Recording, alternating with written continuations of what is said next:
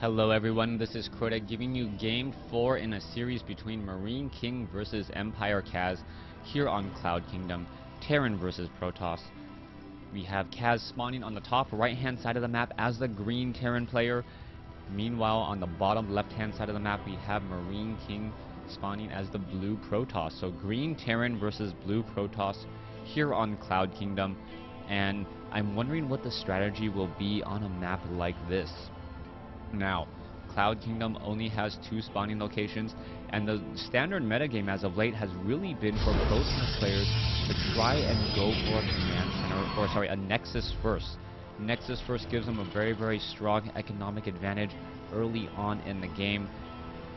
We saw in Game 3 that MarineKing did try to go for that Nexus first. Unfortunately, it did not work out for him. He did not have a good enough Sim City in order to deal with a Hellion run-by. And with that Hellion run-by and a lot of probes taken down, there was simply not much that King could do in order to prevent Kaz from taking the game. King then tried to do a very strong 4-gate push. A little bit later on, he had a stronger economy, perhaps could have afforded 5 or even 6 gates. Didn't want to wait too long, as he knew that his opponent, with the economic advantage, with those mules, and being down 9 probes, was simply too much. Now, it looks like MarineKing going for a standard gateway assimilator opening. We should be seeing a pylon here in just a moment. Meanwhile, Kaz opening up with a quick barracks, no supply depot here, so he could be going for a fast command center. It could be a 1 racks expand, gasless. It is a very strong economic opening, and it's going to be a little bit of time before we can really predict what Kaz is trying to do. He could build a lot more barracks, a supply depot here, then a lot more barracks behind it for a mass marine push to try and perhaps throw off MarineKing, as we now are looking at the probe coming up the ramp, SCV and probe passing each other in the night. Alright. Command center first will be the operating standard, as MarineKing pretty much already saw everything he needed to see. He saw that command center and goes, okay, you are getting that command center, you're playing an economic game, what do I need to do to make sure I punish you for for this very fast command center? I can either A, do a very heavy push, or I can try to counteract it with a command center or a nexus of my own in order to stay in terms of the economic game.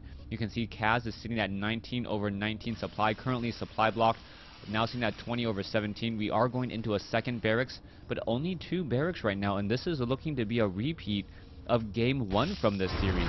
Zealot and Probe battling it out. The SCV realized that the Zealot was there, and now the SCV does try to wander on home. We are going into more and more Marines. This 1 Zealot, though, could take down multiple Marines, as the 3rd Marine is going to be retreating back, and a bunker now established by Kaz. Kaz being a lot more careful in Game 4 than he was in Game 1, perhaps not knowing that there would be a 4-gate inside MarineKing's, book of plays. MarineKing is going for that 4-gate this time around. He has stopped probe production, sitting at 20 probes compared to 21 SCVs. Stalker and Zealot now trying to engage the Zealot, just slashing his way through, taking on a lot of Marines. That 1 Marine, oh, what is going on here? The Stalker could actually get a final shot off here, as the Zealot got 1 kill, and that was a horrible play by MarineKing. MarineKing losing a Zealot for really not much of anything, just some damage on 3 Marines and 1 Marine actually dead. We need to get a lot more units out.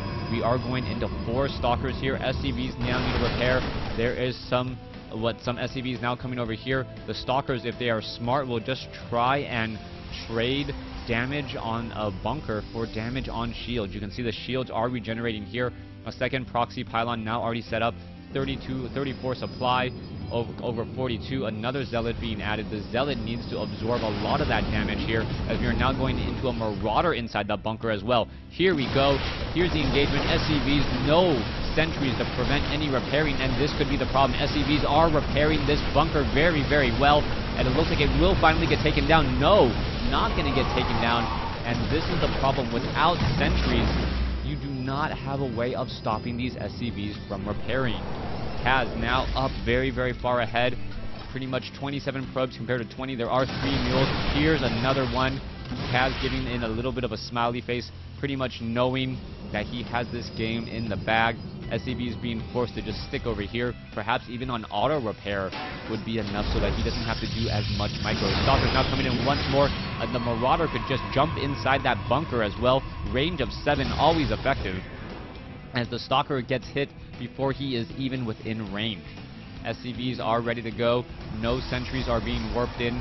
Let's take a look at the army composition. Protoss army is slightly larger, and now Zealots are coming in. Do we see a mule being warped in as well? So that's a Manor mule there. SCVs, Zealots, what is going to happen here? Kaz may think twice about that Manor mule. Now trying to come back in. SCVs are still repairing that bunker. Beautifully done. And there's the GG, as MarineKing realizes that he cannot hold off that bunker. And there is game 4 in this best of 5 series. MarineKing, with a smile in the final game. Hats off to him. He played a beautiful game 1, but without sentries, without an early sentry in game 4 here, with a lot of force fields, he simply couldn't take down that one lone bunker. Thanks for watching. Thanks for listening. Hope you guys enjoyed this best of 5 series.